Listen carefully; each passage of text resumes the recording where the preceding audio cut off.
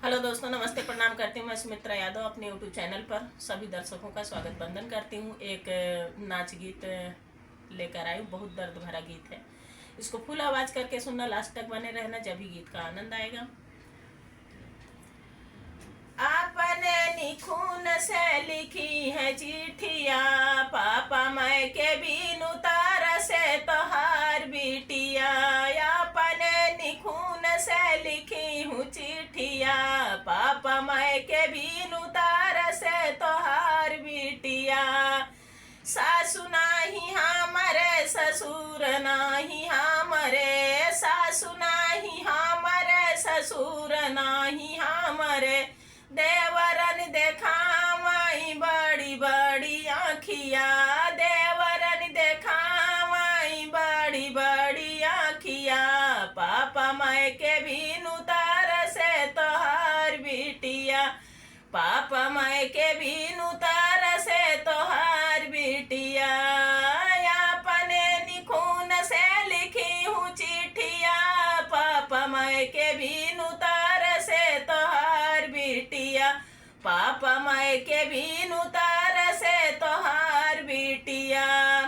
जिनके संग में भाव बियाहवा, जिनके संगवा भाव बियाहवा, वो नहीं लगाए हैं फांसिया।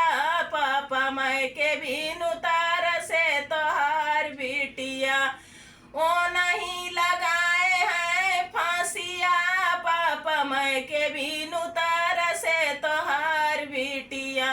अपने निखून से लिखी हूँ चिट्ठिया, पापा मैं के बिनु तारा से तोहार बिटिया। साझवा सबेरवा सनन दीता न हमके माराई, साझवा सबेरवा नन दीता न हमका माराई, साझवा सबेरवा नन दीता न हमका माराई। केतना सही हम हजार बतिया, केतना सही हम हजार बतिया। पापा मैं के बिनु तारा से तोहार बिटिया, पापा मैं के बिनु तारा से तोहार बिटिया।